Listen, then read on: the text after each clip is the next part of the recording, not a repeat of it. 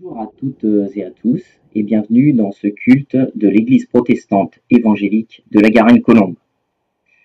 Alors je vous souhaite la bienvenue à vous les habitués, mais peut-être que vous tombez sur cette vidéo sur YouTube de manière fortuite. Eh bien, bienvenue en tout cas à vous. La présence de chacun et chacune nous fait plaisir, même si cette présence est virtuelle, à distance, malheureusement pour cette semaine encore. Cela étant dit, soyez attentifs, si vous faites partie des paroissiens de cette église, soyez attentifs aux mails que le pasteur Keith Butler va vous envoyer cette semaine, puisque déconfinement oblige, ou plutôt déconfinement permet, nous allons bientôt pouvoir reprendre nos célébrations, cette fois-ci de manière présentielle. Alors évidemment, ça sera de manière échelonnée et puis aussi ce sera de manière un petit peu restreinte, comme vous le découvrirez dans ce mail. Mais on va vers le mieux, on va vers une reprise, un retour à la norme. En tout cas, on peut continuer à prier pour cela. Donc bienvenue à toutes et à tous. Et puis eh bien ce dimanche est particulier, puisque aujourd'hui c'est le dimanche du week-end de la Pentecôte. Et donc, tous les chrétiens du monde vont commémorer l'envoi du Saint-Esprit sur l'Église. Dieu avait promis de nous envoyer le Saint-Esprit, le Consolateur, il a tenu promesse.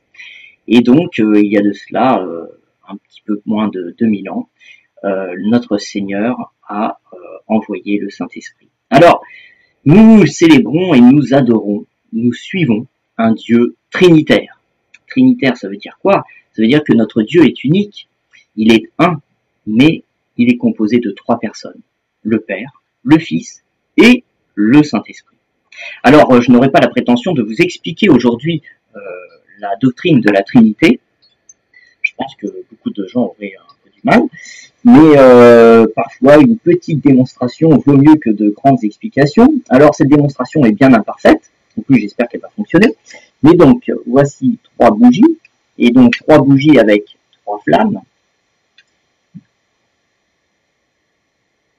Alors, pour illustrer la Trinité, on pourrait dire que eh bien, chacune de ces flammes est une des personnes de la Trinité, le Père, le Fils et le Saint-Esprit. Mais si on approche ces flammes, on s'aperçoit que en fait, les trois flammes n'en forment qu'une. Il y a bien trois bougies, trois flammes, mais une seule flamme, parce qu'il y a un seul Dieu. Donc voilà une petite illustration imparfaite. J'éteins les bougies avant de provoquer un incendie chez moi. Et donc, nous avons le privilège de célébrer un Dieu trinitaire et aujourd'hui particulièrement de célébrer l'envoi du Saint-Esprit sur l'Église. Alors, cet envoi du Saint-Esprit avait été, comme je l'ai déjà dit, annoncé et promis par Dieu. Et cela 6 siècles déjà avant la Pentecôte. Et donc je vous invite à une brève lecture dans le prophète Ézéchiel au chapitre 36. Nous lirons les versets 26 à 27. Donc voici ce que nous dit le prophète Ézéchiel, ou dès le verset 25. Je vous aspergerai d'eau pure et vous serez purifiés. Je vous purifierai de toutes vos impuretés et de toutes vos idoles. Je vous donnerai un cœur nouveau et je mettrai en vous un esprit nouveau. Je retirerai de votre corps le cœur de pierre et je vous donnerai un cœur de chair. C'est mon esprit que je mettrai en vous. Ainsi, je vous ferai suivre mes prescriptions, garder et respecter mes règles. Et voilà cette promesse donc.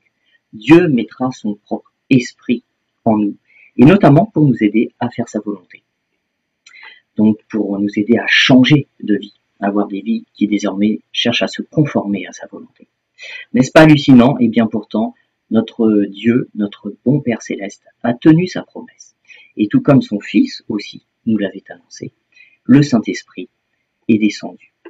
Et donc nous allons maintenant célébrer le Saint-Esprit en chantant, et je vous invite donc à chanter Esprit de sainteté.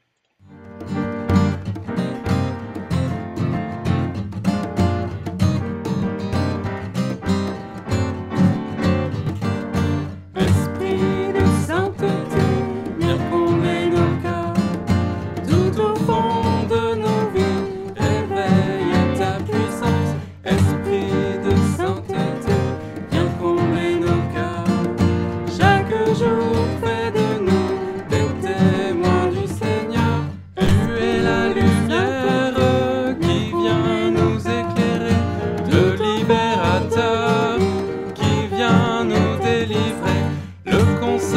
créateur, esprit de vérité, en toi l'espérance et la fidélité.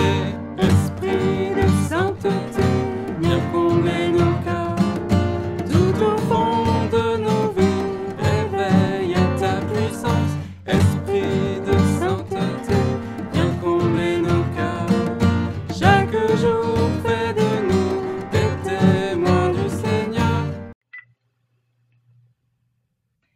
Et je vous invite maintenant à prier.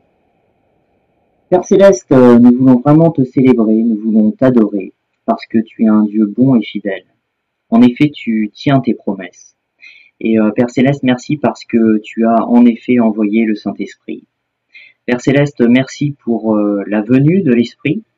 Merci parce que ton Esprit est à l'œuvre en nous. Merci parce qu'il a été au début de notre vie chrétienne, lors de notre nouvelle naissance. C'est ton Esprit qui a mis en nous la foi pour croire en toi, croire en tes paroles. C'est ton Esprit qui a mis en nous aussi la repentance. Merci parce que ton Esprit nous a montré que notre cœur était fondamentalement mauvais. Nous étions en rébellion contre toi.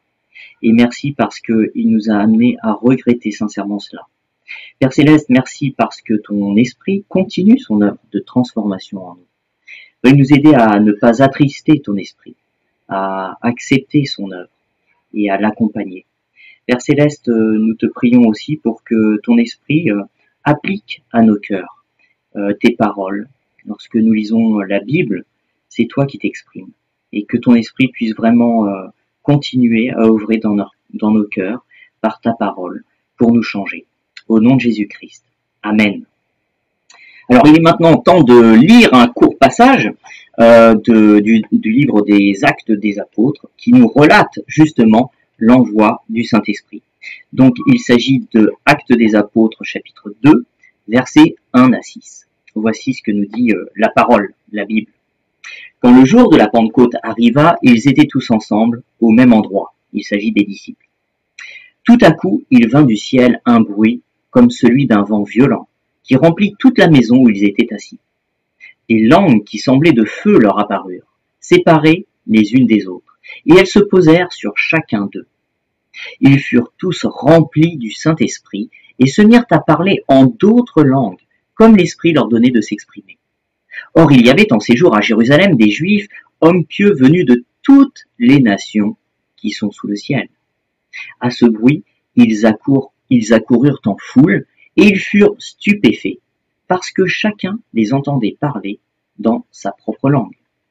Alors nous avons ici l'acte fondateur de l'Église. Et donc on voit que par son esprit, Dieu habite auprès de son peuple, et ce peuple est ouvert aux autres nations. Alors là, dans le passage, c'est vrai qu'il est question de juifs d'autres nations, mais on voit déjà cette ouverture de l'Église. Les apôtres parlent dans des langues étrangères. C'est l'ouverture du peuple de Dieu aux nations qui va commencer. Et tout le livre des Actes qui va suivre va montrer cette ouverture du peuple de Dieu aux nations. Eh bien, c'est aussi cette réalité que nous avons le privilège, un véritable privilège, de vivre, nous, en tant qu'Église, notamment à la Garenne-Colombes. Ce privilège d'être issus de toutes sortes de nations. Au sein de notre communauté, nous trouvons des Australiennes, nous trouvons des Autrichiennes, nous trouvons des Coréennes, nous trouvons aussi des Allemands, nous trouvons des Brésiliens, nous trouvons des Camerounais, nous trouvons même notre pasteur est anglais, comme quoi le Seigneur est beau. Et donc célébrons cette joie, ce privilège de pouvoir être issus de toutes les nations. Et merci parce que nous voyons en cela l'œuvre de l'Esprit, au-delà de toutes les frontières, au-delà de toutes les races, toutes les origines, que ce soit des hommes, des femmes. Merci parce que grâce à Dieu, grâce à l'action de son Esprit, il a fait de nous toutes et de nous tous un peuple, et ce peuple est uni en lui. Et donc on va bénir ce lien de l'union en Jésus, en chantant ensemble, béni soit le lien.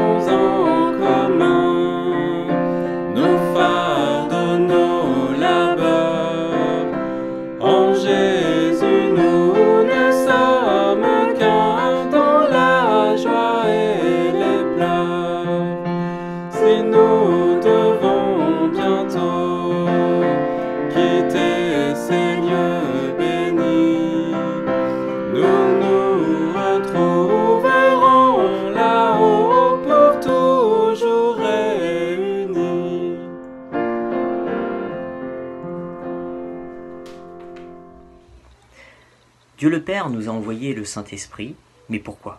Quelle est la mission du Saint-Esprit?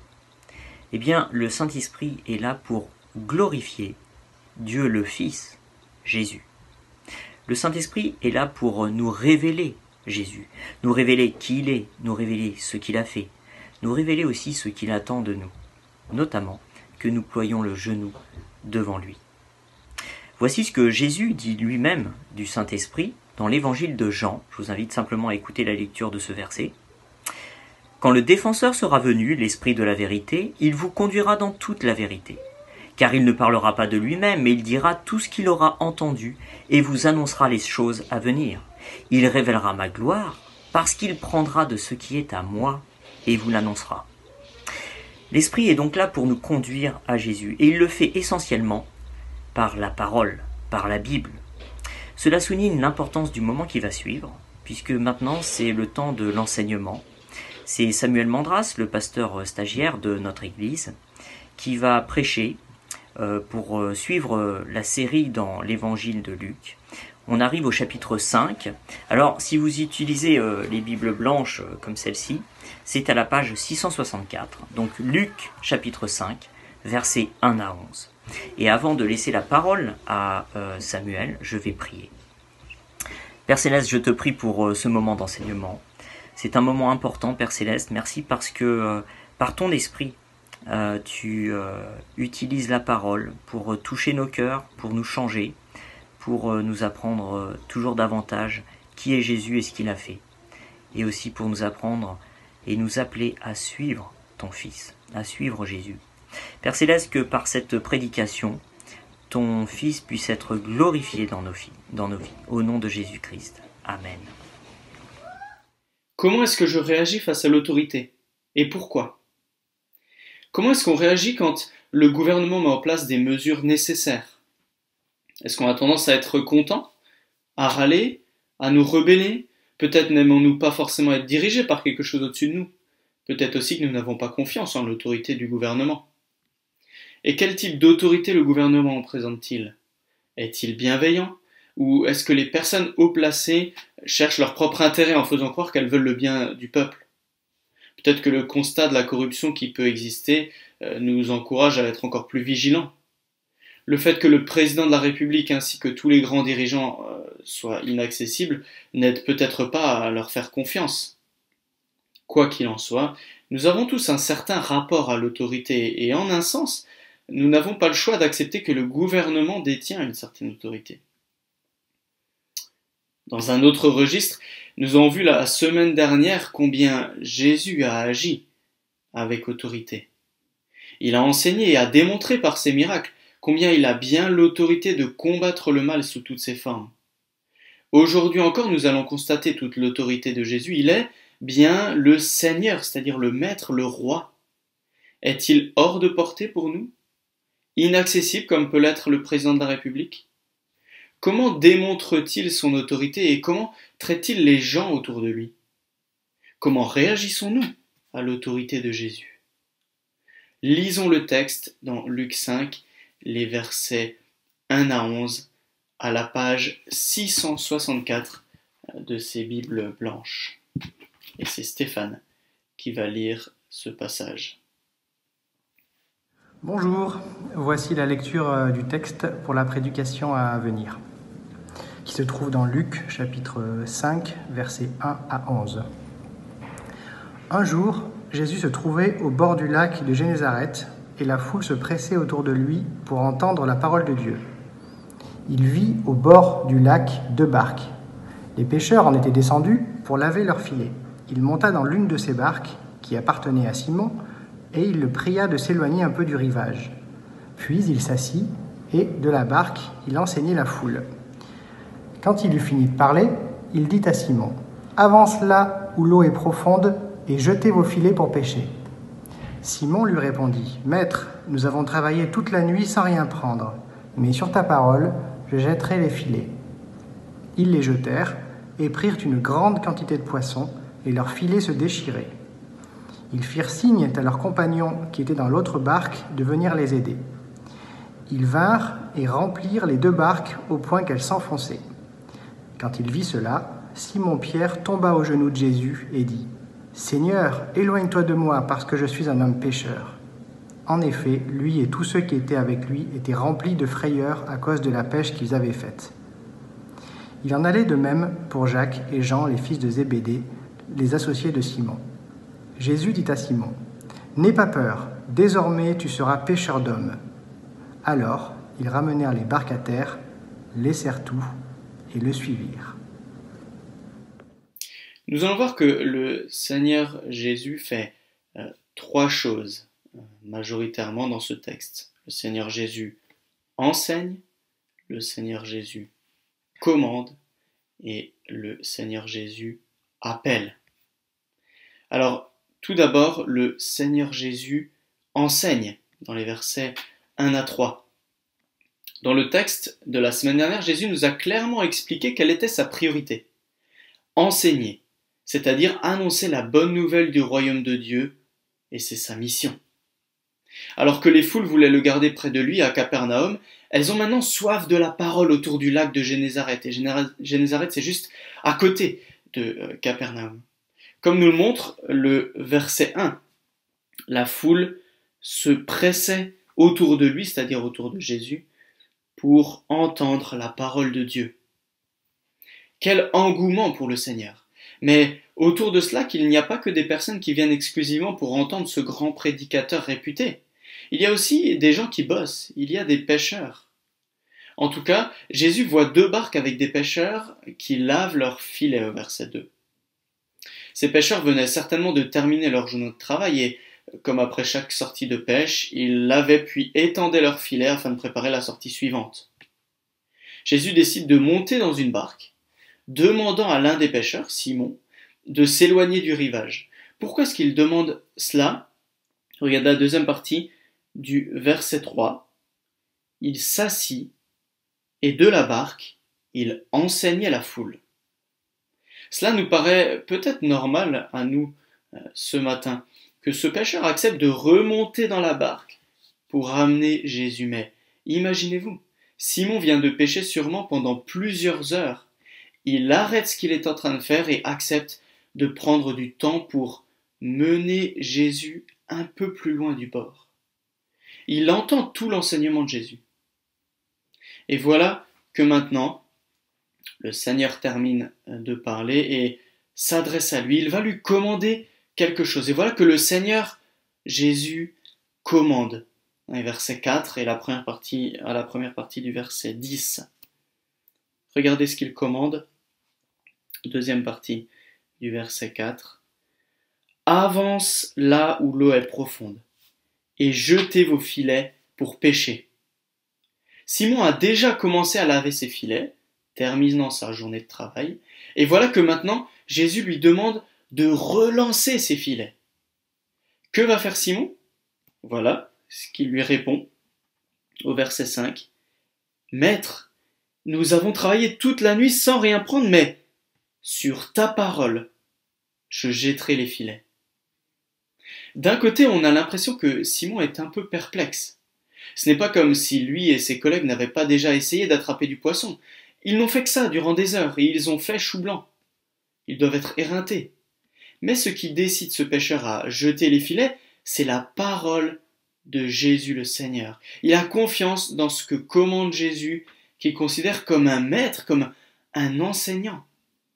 Et d'après la suite du texte, Simon a raison de faire confiance à Jésus. Regardez versets 6 et 7. Ils les jetèrent, donc les pêcheurs, Simon et ses compagnons, jetèrent les filets et prirent une grande quantité de poissons, et leurs filets se déchiraient. Ils firent signe à leurs compagnons qui étaient dans l'autre barque de venir les aider. Ils vinrent et remplirent les 2 barques au point qu'elles s'enfonçaient. Ce qui se passe ici est extraordinaire. Après avoir pêché pendant des heures sans prendre aucun poisson, voilà qu'un miracle se produit. Ce n'est pas un coup de chance. Ce n'est pas du hasard, c'est la parole puissante du Seigneur Jésus. Il a toute autorité sur absolument tout, et ça se vérifie ici. Nous avions déjà vu son autorité sur les démons, sur la maladie, son autorité qui se reflétait dans son enseignement. Et voilà que son autorité s'étend jusqu'aux éléments naturels ici. Les poissons viennent se jeter dans les filets sur ordre de Jésus. On a affaire à une pêche miraculeuse. Et la semaine prochaine, nous continuerons encore de voir l'autorité de Jésus sur quelque chose d'encore plus fondamental pour nous. Alors certes, peu d'entre nous en région parisienne sont des pêcheurs professionnels, j'imagine. C'est tout au plus un loisir, mais ce n'est pas notre gagne-pain. Alors en quoi voir l'autorité de Jésus de cette manière dans ce texte nous est utile à nous? Eh bien, si Jésus peut faire venir quantité de poissons dans des filets, simplement par sa parole, ça signifie que Jésus est maître sur nombre d'autres choses. Les éclairs, le tonnerre, le vent, l'eau, les bactéries, les microbes, les virus, les épidémies, les pandémies. Jésus a toute autorité, il est véritablement Seigneur. Et cela peut éveiller en nous divers sentiments, mais j'espère pas d'indifférence. Comment réagiriez-vous, par exemple, si vous aviez devant les yeux celui qui peut anéantir le Covid-19 en un instant? Jésus est le seul qui en a le pouvoir, et c'est celui devant lequel Simon-Pierre et ses compagnons se tiennent. Alors voyons comment, dans notre texte, ils réagissent. Regardez verset 8 et la première partie du verset 10. Quand il vit cela, Simon-Pierre tomba aux genoux de Jésus et dit « Seigneur, éloigne-toi de moi parce que je suis un homme pécheur. » En effet, lui et tous ceux qui étaient avec lui étaient remplis de frayeur à cause de la pêche qu'ils avaient faite. Il en allait de même pour Jacques et Jean, les fils de Zébédée, les associés de Simon. Simon-Pierre et ses collègues n'ont qu'une seule réaction, s'incliner devant le Seigneur Jésus. Ils sont effrayés par ce qu'ils viennent de voir. Et c'est vrai que ce n'est peut-être pas la réaction à laquelle on s'attendrait. On pourrait se demander pourquoi ils n'ont pas sauté de joie, pourquoi ils n'ont pas simplement remercié Jésus qui vient de leur donner leur gagne-pain pour plusieurs jours, peut-être même pour plusieurs semaines. Peut-être que cette pêche miraculeuse peut être un vrai bond en avant pour leur entreprise de pêche. C'est peut-être le début d'une grande période de prospérité. Pourquoi donc ne sont-ils pas joyeux plutôt qu'effrayés? Eh bien, premièrement, parce qu'ils se rendent bien compte qu'ils n'ont pas devant eux un simple homme, un enseignant brillant. Ils ont devant eux le Seigneur Jésus, le roi. Jésus n'est pas un homme banal. Rappelons-nous comment les gens ont réagi à ces miracles dans le passage précédent. Dans Luc 4, verset 36, alors que Jésus venait de délivrer un homme démoniaque, les gens ont été saisis de frayeur parce qu'ils se sont rendus compte qu'il parlait et agissait avec autorité et puissance. Et la réaction de Simon et ses associés n'en est pas moins différente. Mais sauf que Pierre se rend compte d'une chose essentielle, déterminante. Et voilà aussi pourquoi il est plutôt effrayé que joyeux à ce moment-là. Voilà ce qu'il dit à Jésus dans la deuxième partie du verset 8. Regardez. Seigneur, éloigne-toi de moi parce que je suis un homme pécheur. Simon reconnaît qu'il est coupable devant Jésus. C'est la différence fondamentale entre lui et le Maître. Alors que Jésus est innocent, et c'est en quelque sorte attesté par Dieu le Père dans Luc 3, 22, mais aussi lorsqu'il résiste parfaitement à la tentation du diable dans Luc 4, les 13 premiers versets. Pierre, quant à lui, est pécheur, il est rebelle à Dieu par nature. Il reconnaît qu'il n'est pas digne d'être en présence de Jésus. En somme, Simon dit au Seigneur, « Ne reste pas en mes présences, je ne le mérite pas. » Il reconnaît sa pauvreté spirituelle. Le péché le pousse à vouloir garder des distances avec Jésus. Et c'est sûrement ce qui devrait logiquement se passer. Ben oui, parce qu'imaginez, c'est comme si des malades voulaient venir vers un bien portant. Les malades qui sont contagieux évitent le contact avec les personnes en bonne santé. Et c'est exactement ce qui se passe dans notre situation actuelle. Aujourd'hui, pour nous, les malades atteints du Covid-19 sont isolés. Ils sont en quarantaine, évitant tout contact avec les personnes en bonne santé. Jusqu'à preuve du contraire, ce sont les malades qui infestent les bien portants et non pas l'inverse. Ça se saurait si les gens en bonne santé pouvaient transmettre leur bonne santé aux malades atteints du Covid-19. Si c'était le cas, il ne faudrait pas que les malades s'isolent, mais au contraire qu'il côtoie les bien portants. Sauf que c'est pas le cas. Les malades sont contagieux et peuvent transmettre leur maladie. Et Pierre se rend bien compte qu'il est malade, et tout comme nous tous en fait. Il est atteint par le péché, par la rébellion naturelle contre Dieu, le fait de vouloir être indépendant vis-à-vis de Dieu. Il est coupable, il ne peut rien faire contre ça. Alors il faut que Jésus s'éloigne. Mais quelle va être la réaction de Jésus? Eh bien, le Seigneur Jésus appelle. Regardez la deuxième partie du verset 10. Jésus dit à Simon, « N'aie pas peur, désormais tu seras pêcheur d'hommes. » Non, Jésus ne s'éloigne pas. Jésus rassure Pierre, il lui dit de ne pas s'inquiéter. Pourquoi? Et en quoi l'appeler à être pêcheur d'hommes peut le rassurer? Oui, Jésus a toute autorité, mais ce n'est pas une autorité écrasante, une autorité malveillante. Jésus n'est pas un dictateur qui va abuser de son pouvoir, qui va en profiter pour anéantir les êtres humains. Jésus ne va pas exterminer Simon parce qu'il est coupable et pécheur. Au contraire, c'est justement parce que Simon se reconnaît pécheur, coupable devant lui que Jésus l'appelle à le suivre. Est-ce que c'est pas formidable? Au lieu de s'éloigner de Pierre, Jésus s'en approche. Au lieu de condamner Pierre et de l'anéantir, Jésus veut le prendre avec lui et l'embaucher. Au lieu d'abandonner Simon-Pierre, Jésus le recueille et lui donne une nouvelle vocation. Pierre n'a pas à être effrayé. Jésus a toute autorité, il est Seigneur, mais un Seigneur avec une autorité bienveillante et bienfaisante pour lui. C'est inouï. Quel privilège! Le Seigneur Jésus l'appelle à le suivre et lui donne une mission. Jésus appelle Pierre à passer de pêcheur de poissons à pêcheur d'hommes, parce que Pierre vient justement de reconnaître qu'il a besoin de Jésus et qu'il n'est pas digne de le suivre. Et qu'est-ce que ça signifie d'être pêcheur d'hommes? Eh bien, Pierre va être appelé à annoncer la bonne nouvelle du royaume, tout comme le fait Jésus. Alors certes, Pierre ne sait pas encore que cela sera possible uniquement parce que Jésus-Christ va accomplir sa mission. Et on le verra à la fin de l'évangile. Il va aller jusqu'à la croix pour être condamné pour des pécheurs coupables comme lui et comme nous, puis ressusciter et envoyer ensuite le Saint-Esprit qui l'équipera pour sa mission de pêcheur d'hommes. Mais Jésus l'appelle dès maintenant, aujourd'hui, à le suivre. Le bien portant par excellence appelle le malade contagieux à s'approcher de lui et il va lui donner une nouvelle vocation.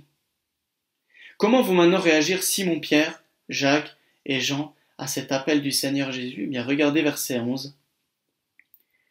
Ils ramenèrent les barques à terre, laissèrent tout et le suivirent.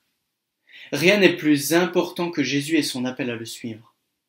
Les pêcheurs de poissons ne se posent pas de questions, ils sont radicaux dans leur choix. Ils laissent leurs barques pleines de poissons, celles-mêmes qui auraient pu leur permettre de bénéficier d'un commerce florissant. Ils auraient pu gagner beaucoup d'argent avec cette pêche miraculeuse, mais tout cela importe peu pour eux devant l'appel du Seigneur Jésus. Ils ont la seule réaction appropriée devant le Maître de l'univers. Tout laisser et le suivre en priorité. Alors comment réagissons-nous à l'autorité de Jésus? Déjà, comment est-ce qu'on peut être certain de l'autorité de Jésus? Eh bien, nous pouvons l'être par la parole de Dieu, celle même que nous lisons et étudions semaine après semaine.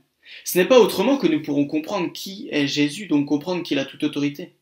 L'évangile de Luc a été écrit pour que nous reconnaissions avec certitude que Jésus est le sauveur du monde. En lisant son évangile, nous pouvons donc mieux connaître le Seigneur Jésus. Ce texte de Luc 5, versets 1 à 11, nous pousse à prendre une décision. Nous ne pouvons pas rester indifférents. Et en fait, rester indifférent, c'est déjà une décision, celle de rejeter Jésus. Parce qu'en fait, il n'y a au final que deux façons de réagir. Rejeter Jésus ou accepter Jésus.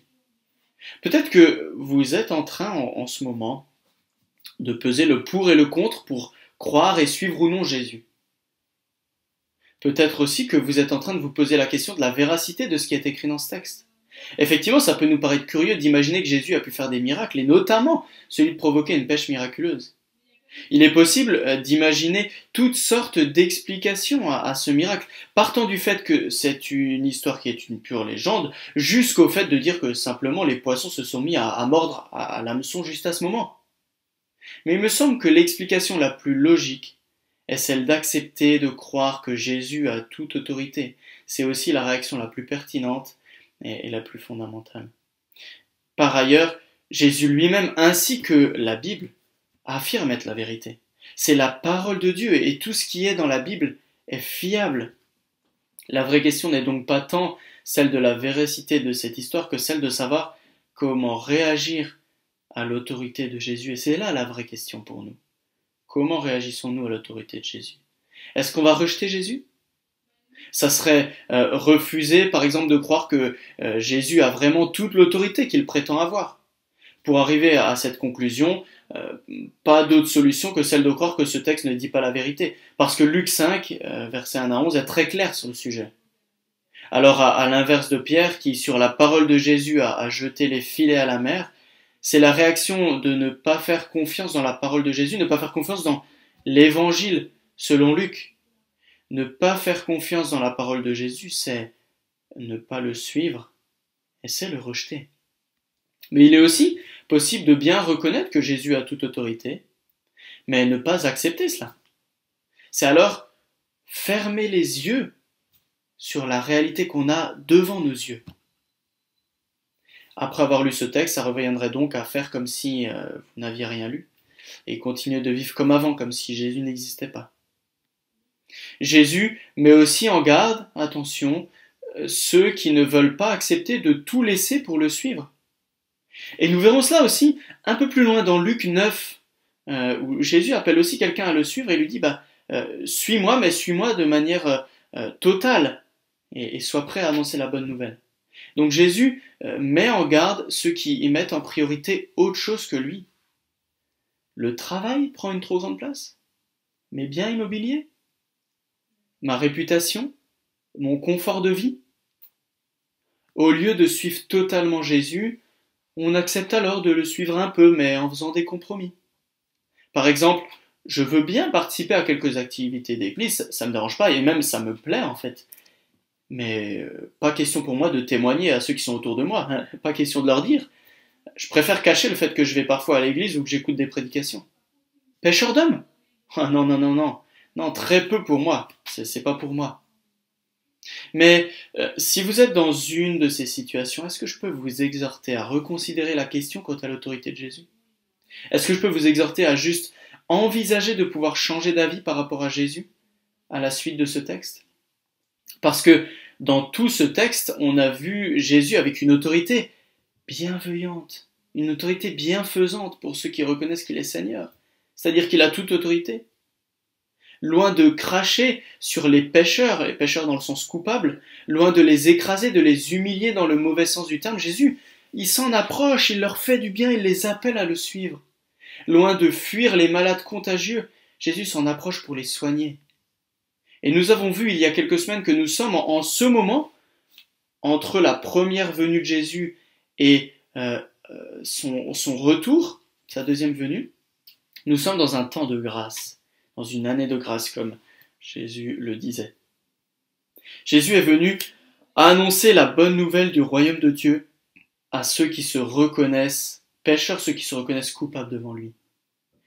Ton péché et ta rébellion contre Dieu ne t'empêchent pas de t'approcher de Jésus et ton péché n'empêche pas Jésus de s'approcher de toi. Ton péché pourrait te pousser à garder tes distances avec le Seigneur, mais c'est justement lorsque tu reconnais que tu n'as rien à offrir à Jésus, que tu n'es pas digne de lui, que tu peux être proche de lui.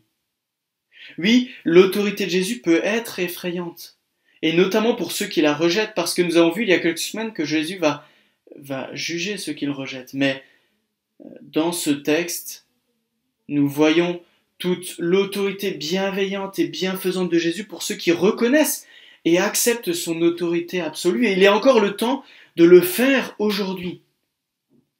Et c'est alors que Jésus t'appelle à le suivre et à faire partie de son équipe. C'est comme si vous aviez un capitaine exceptionnel de foot, de rugby, de quelconque sport, un capitaine exceptionnel, un joueur exceptionnel, et il accepte de vous prendre dans son équipe. C'est comme peut-être quand vous étiez à l'école, vous faisiez des équipes pour faire du sport et il y avait 2 capitaines d'équipe et vous étiez peut-être le dernier choisi, celui que personne ne voulait dans son équipe, celui qui joue mal, ou alors vous étiez vous-même capitaine et puis vous saviez que vous vouliez pas choisir cette personne-là qui est un peu naze, qui joue mal. Mais là, avec Jésus, c'est comme si nous, on est dans cette position de celui qui est toujours le dernier pris, de celui que personne ne veut, de celui qui est naze, de celui qui n'est pas digne d'être avec ce capitaine, ce joueur. Vous aimeriez l'être, mais vous avez l'impression que vous ne pourrez jamais l'être. Mais en fait, ce capitaine-là, Jésus, il vous prend dans son équipe. Il sait que vous êtes naze. Il sait que vous n'êtes pas bon, que vous êtes mauvais. Mais il vous prend dans son équipe, avec lui. Mais c'est inouï ce qui se passe. Avec Jésus, ta vocation, elle change complètement. De coupable loin de Jésus, tu deviens équipier avec Jésus dans sa mission. Parce que accepter de suivre Jésus, c'est en fait naturellement devenir pêcheur d'hommes, c'est-à-dire annoncer la bonne nouvelle du royaume de Dieu accessible pour tous ceux qui placent leur confiance dans le Seigneur Jésus. Suivre Jésus, c'est le mettre en priorité et voir toute sa vie sous la lumière de cette vocation d'être pêcheur d'hommes, d'annoncer la bonne nouvelle du royaume. Dans le travail, dans le voisinage, dans la famille, c'est vouloir témoigner de Jésus-Christ et de comment il sauve, de comment il nous appelle à le suivre pour une éternité glorieuse en sa présence. Nous ne sommes pas dignes de suivre Jésus, mais le Seigneur Jésus t'appelle à le suivre. Comment vas-tu réagir à son autorité? Prions. Mais notre bon Père Céleste, on te remercie parce que on sait que tu as donné toute autorité à Jésus, ton Fils, dans le ciel et sur la terre. Et Seigneur, aide-nous encore ce matin à reconnaître notre cœur pécheur, reconnaître qu'on a besoin de toi, Seigneur, et aide-nous à venir à toi avec un cœur sincère. Et Seigneur, merci parce que Jésus nous appelle à le suivre entièrement, totalement, et merci parce que Jésus n'a pas peur de notre péché, il est même allé jusqu'à la croix mourir pour notre péché, pour nous donner de pouvoir être sauvés pour l'éternité, être pardonnés, et que l'on puisse faire partie maintenant de ton équipe, être avec Jésus pour toujours, pour l'éternité. Et Seigneur, aide-nous à suivre Jésus totalement et avec dévouement, à le mettre en priorité dans notre vie sur toute autre chose que dans le cadre de la famille, dans le travail, dans le voisinage, ça soit l'appel de Jésus, sa mission pour nous d'annoncer la bonne nouvelle du royaume qui prime et rien d'autre. Et Seigneur, on sait qu'on a besoin de toi pour cela.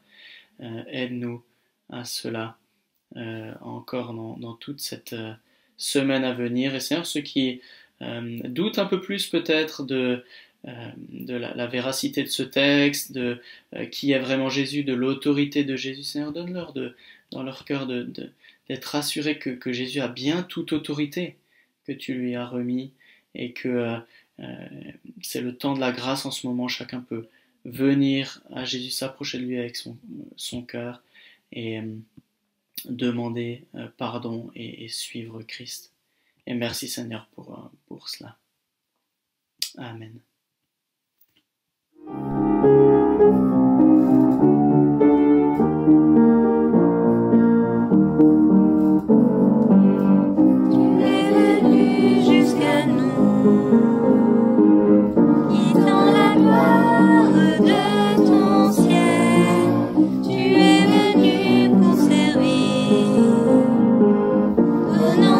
Pour nous sauver, Dieu Tout-Puissant.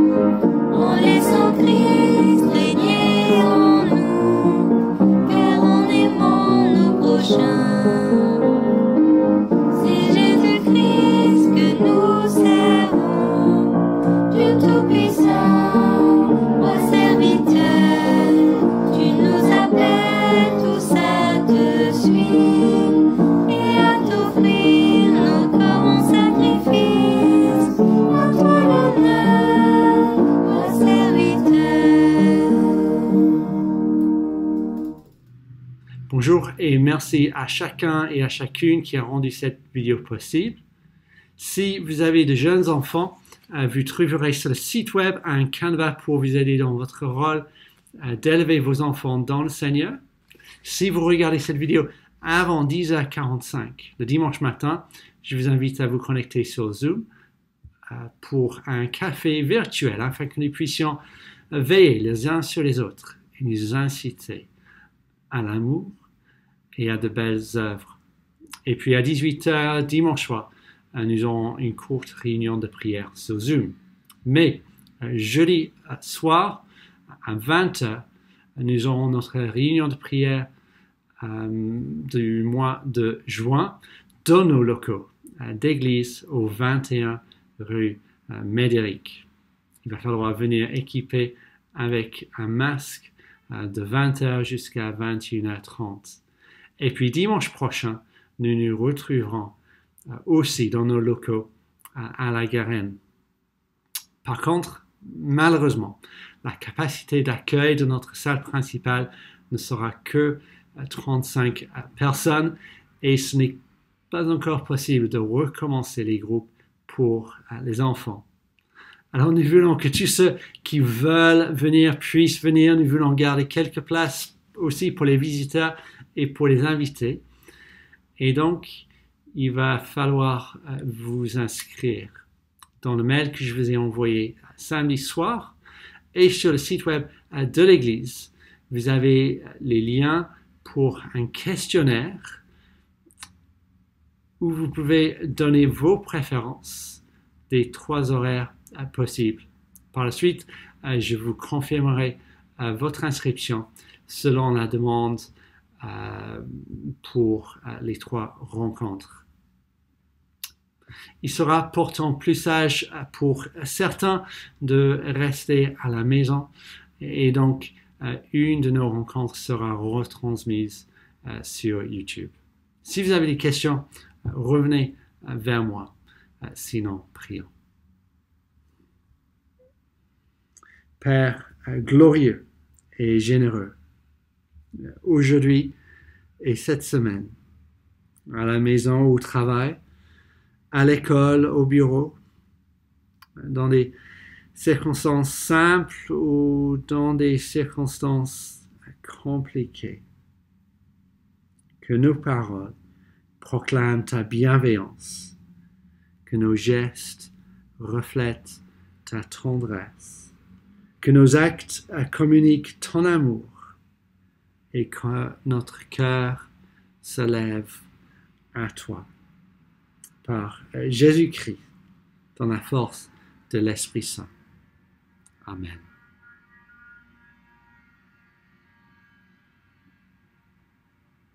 Amen. Très bon dimanche et à bientôt, j'espère. Au revoir.